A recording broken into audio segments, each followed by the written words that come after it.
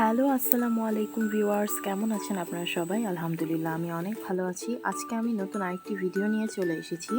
এই ভিডিওতে আমি একটা খুবই ইন্টারেস্টিং বিষয় শেয়ার করতে যাচ্ছি আপনাদের সাথে। আমি আজকে দেখাবো আপনাদেরকে কিভাবে অথেন্টিক ম্যাঙ্গো বার বাসায় খুবই সহজে তৈরি করে ফেলা যায়। আর এই জন্য আপনারা দেখতেই পাচ্ছেন আমি আমাদের গাছ থেকে আম পেড়ে নিচ্ছি, আর আমাদের গাছ থেকে হাত দিয়ে একদম আম পাড়া যায়। এভাবে গাছ থেকে হাত দিয়ে আম পাড়ার মজাটাই আলাদা।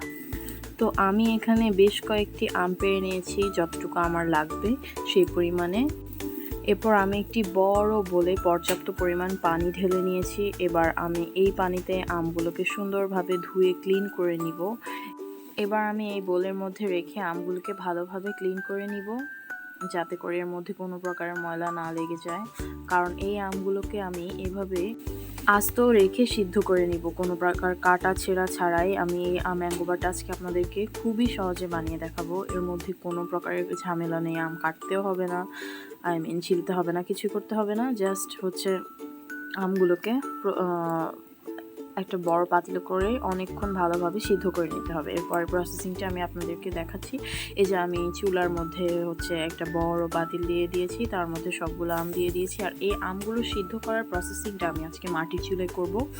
আর মাটির চুলায় রান্না আপনাদের কার কার ভালো লাগে সবাই আমাকে একটু কমেন্ট বক্সে জানিয়ে দিবেন। এখানে আমার আমগুলো সব চুলার মধ্যে দিয়ে দেওয়া হয়ে গেছে, আর আমি উনুনটাও জ্বালিয়ে দিয়েছি যাতে করে আমগুলো সিদ্ধ হয়ে যায়। আর এই যে আপনারা দেখতে পাচ্ছেন আস্তে আস্তে কিন্তু বলক ওঠা শুরু হয়ে গিয়েছে।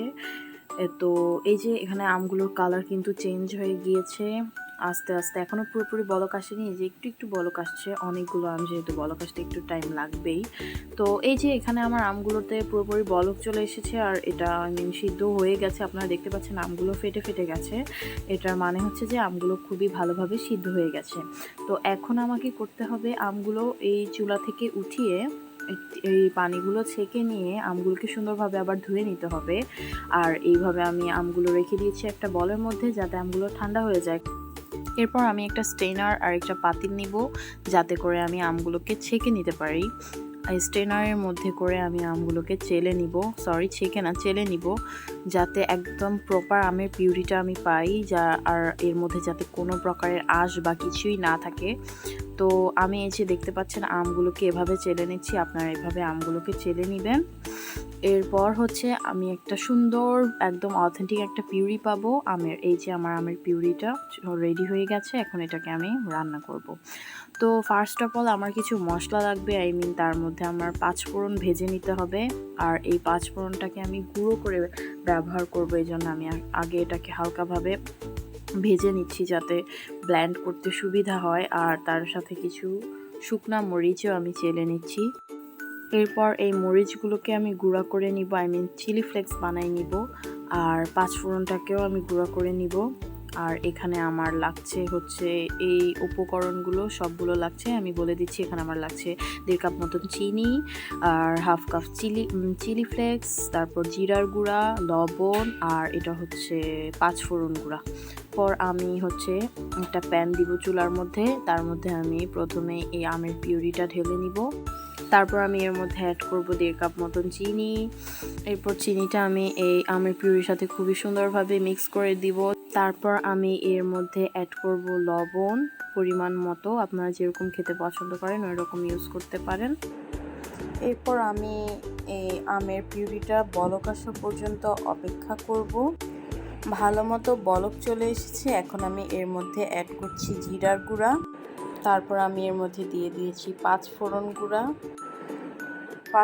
গুঁড়াটা এবার আমি আমের পিউরির সাথে খুব সুন্দরভাবে নেড়েচেড়ে মিক্স করে নিব। ভালো মতো মিক্স হয়ে গেছে, এখন এর মধ্যে আমি অ্যাড করব চিলি ফ্লেক্স। আপনারা যেমন ঝাল খেতে পছন্দ করেন সেই পরিমাণ আপনারা হচ্ছে চিলি ফ্লেক্সটা এখানে ইউজ করতে পারেন। এবার আমি সুন্দরভাবে এটা মিক্স করে নিব। এখন আমি এখানে 1/4 কাপের মতো ভিনেগার ইউজ করছি। এটা একদমই অপশনাল, আপনারা চাইলে এটা ইউজ করতে পারেন বা নাও করতে পারেন।